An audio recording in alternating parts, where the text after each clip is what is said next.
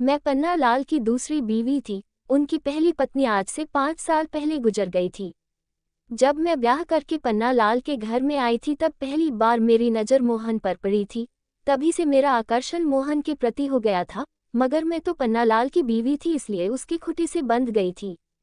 मैं भी एक विधवा थी। अभी उम्र का 33वां पड़ाव चल रहा है। जब मैं 18 साल की थी तब मेरी शादी भरत से कर दी गई थी। वह बेरोजगार था, नौकरी की तलाश जारी थी, मगर वह इधर उधर काम करके अपनी जिंदगी की गाड़ी खींच रहा था। मेरी सास झगड़ालू थी। हरदम वह मुझ पर अपना सासपना जताने की कोशिश करती। छोटी छोटी गलतियों पर बेवजह ताना मारना उसका स्वभाव बन चुका था। मगर वह दिन काल बनकर मुझ पर टूट पड़ा जब एक कार वाला भरत को रौंद कर चला गया। अभी मेरी शादी हुए 10 महीने भी नहीं बीते थे और मैं विधवा हो गई थी। समाज की जरूरी रस्मों के बाद मेरी सास ने मुझे डायन बता दिया। ये कहकर मुझे घर से निकाल दिया कि आते ही मेरे बेटे को खा गई। ससुराल से जब विधवा निकाली जाती है तब वह अपने मायके में आती है। मैं भी अपने मायके में चली आए और माँ, बाबूजी और भाई के लिए बोझ बन गई। बाद में मैं एक प्राइवेट स्कूल में टीचर बन गई। तब मुझे विधवा जिंदगी जीते हुए 15 साल से ऊपर हो गए।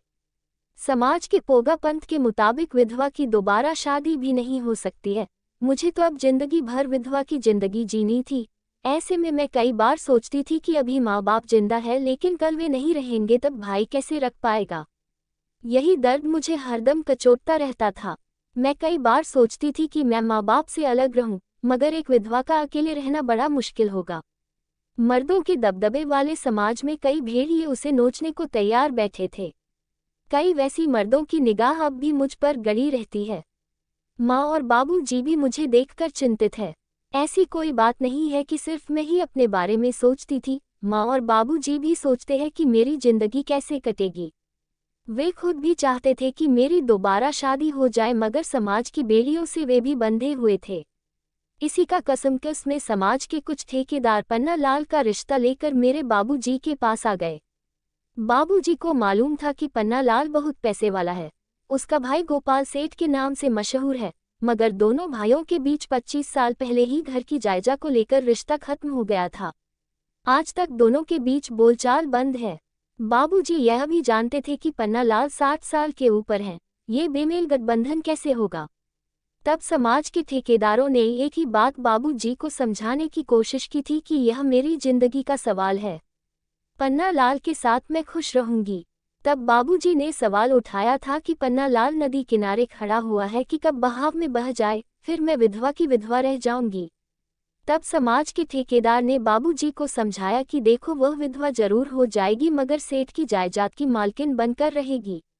तब बाबूजी ने मुझसे पूछा था, गीता तुम्हारे लिए रिश्ता आया है? मैं समझते हुए भी अनजान बनते हुए बोली, रिश्ता और मेरे लिए? हाँ गीता, तुम्हारे लिए रिश्ता। मगर बाबूजी, मैं एक विधवा हूँ और विधवा की दोबारा शादी नहीं हो सकती। अपने पिता को समझा हुए मैं बोली थी। हाँ नहीं हो सकती है, मैं जानता हूँ, मगर जब सोचता हूँ कि तुम ये लंबी उम्र कैसे काटोगी तो डर जाता हूँ। जैसे कोई दूसरी विधवा काटती है वैसे ही काट लूंगी बाबूजी। मैंने जब ये बात कही तब बाबूजी सोच विचार में पड़ गए थे। तब मैं खुद ही बोली थी, मगर बाबूजी, मैं आपकी भावनाओं को भी अच्छी तरह समझती हूँ। आप तो पन्ना लाल के साथ मेरा ब्याह करना चाहते हैं। हाँ बेटी, वहाँ तेरी जिंदगी अच्छी तरह कट जाएगी और विधवा की जिंदगी से छुटकारा भी मिल जाएगा। ये बोलकर बाबूजी ने अपने मन की सारी बात कह डाली थी। तब मैं भी सहमति देते हुए बोली थी, बाबूजी आप किसी तरह की चिंता ना करें, मैं ये शादी करने के लिए तैयार हूँ। ये सुनकर बाबूजी का चेहरा खिल गया था। फिर पन्ना लाल के साथ मेरी बेमेल शादी हो गई। मैं पन्ना लाल के बंगले में आ गई थी। दुकान के नौकर अलग, घर के नौकर अलग थे। घर का नौकर मोहन 22 साल का गबरू जवान था, बाकी तो वहाँ आधा औरत थी। जब पन्ना लाल के साथ मैं हम बिस्तर होती थी तो वह बहुत जल्दी ठंडा पड़ जाता था। भरत के साथ जो रातें गुजारी थी, पन्ना लाल के साथ वैसा मजा नहीं मिलता था। पन्ना लाल ने कई बार मुझसे कहा था, गीता तुम मेरी दूसरी पत्नी हो, उम्र में बेटी के बराबर हो। अगर मेरी पहली पत्नी से कोई औलाद होती तब वह तुम्हारी उम्र के बराबर होती। मैं तुझसे औलाद की आश रखता हूँ, तुम मुझे एक औलाद दे दो। औलाद देना मेरे अकेले के हाथ में नहीं है, मैं अपनी बात रखते हुए बोली। मगर मैं देख रही हूँ। क्या देख रही हो? मुझे रुकते देख पन्ना लाल ने पूछा। हमारी शादी को 1 साल हो गए हैं, मगर जितना जोश पैदा होता है वो पल भर में खत्म हो जाता है। अब मैं उम्र की ढलान पर हूँ, फिर भी औलाद चाहता हूँ। पन्नालाल की आंखों का इशारा मैं समझ गई। तब मैंने नौकर मोहन से बातचीत करना शुरू किया। मैं उसे बार बार किसी बहाने अपने कमरे में बुलाती, आंखों में हवस लाती। कभी मैं अपना पल्लू गिराती, कभी ब्लाउज का ऊपरी बटन खोल देती, तो कभी पेटी को जांघों तक चढ़ा लेती। मर्द कैसा भी पत्थर दिल हो, आखिर एक दिन पिघल ही जाता है। मोहन ने कहा, मेम साहब, आपका मुझे देखकर बार बार आंचल गिराना मुझे अच्छा नहीं लगता। आप क्यों ऐसा करती है? अरे बुद्धू, इतना भी नहीं समझता है। मैं मुस्कुरा कर बोली और उसके गाल को चूम लिया। समझता तो मैं सब कुछ हूँ, मगर मालिक कुछ भी नहीं कहेंगे। मैंने बीच में ही उसकी बात काट के मैं बोली, मालिक से क्यों घबराता है? ये सुनकर मोहन पहले तो हैरान हुआ, फिर धीरे से मुस्कुरा दिया। उसने आओ देखा ना ताओ मुझको दबोच लिया और मेरे होठों पर अपने होठ रख दिए। मैंने कुछ नहीं कहा। फिर क्या था, मेरी सह पाकर जब भी मौका मिलता हम दोनों हम बिस्तर हो जाते। इसका फायदा ये हुआ कि मेरा जोश शांत होने लगा था और एक दिन मैं पेट से हो गई। पन्नालाल बहुत खुश हुआ और जब पहला ही लड़का पैदा हुआ तब पन्नालाल की खुशियों का ठिकाना नहीं रहा। मेरे और बच्चे की देखरेख के लिए एक आया रख ली गई। जब भी बाजार या कहीं दूसरी जगह जाना होता मैं अपने बच्चे को आया के पास छोड़ जाती। एक दिन मैं बाजार गई थी। मैं एक दुकान में जा रही थी, तभी उधर से दो औरतें मुझको देखकर आपस में कानाफूसी करने लगी। इसकी गोद में जो बच्चा है वो पन्नालाल का नहीं बल्कि उनके नौकर मोहन का है। पहली औरत ने कहा, अरे पन्नालाल की उम्र देखो, मुंह में दांत नहीं और पेट में आंत नहीं। दूसरी वाली औरत ने ताना मारते हुए कहा, दोनों में उम्र का कितना फर्क है, इस औरत ने कैसे कर ली शादी?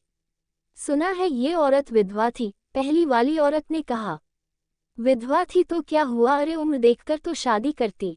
अरे इसने पन्नालाल को देखकर शादी नहीं की, फिर क्या देखकर शादी की? उस औरत ने पूछा।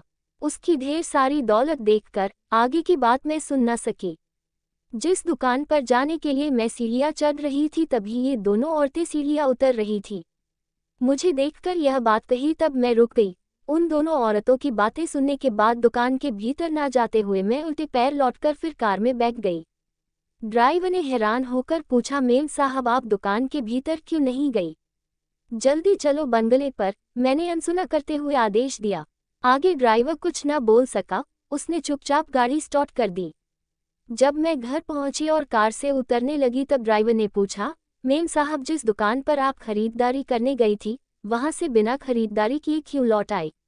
मेरा मूड बदल गया। मैंने जवाब दिया, मूड तो नहीं बदला मेम साहब, मगर मैं सब समझ गया, कहकर ड्राइवर मुस्कुराया। क्या समझे प्रतीक? गुस्से से मैं बोली। इस बच्चे को लेकर उन औरतों ने, देखो प्रतीक तुम अपनी औकात में रहो, बीच में ही बात काटते हुए मैं बोली।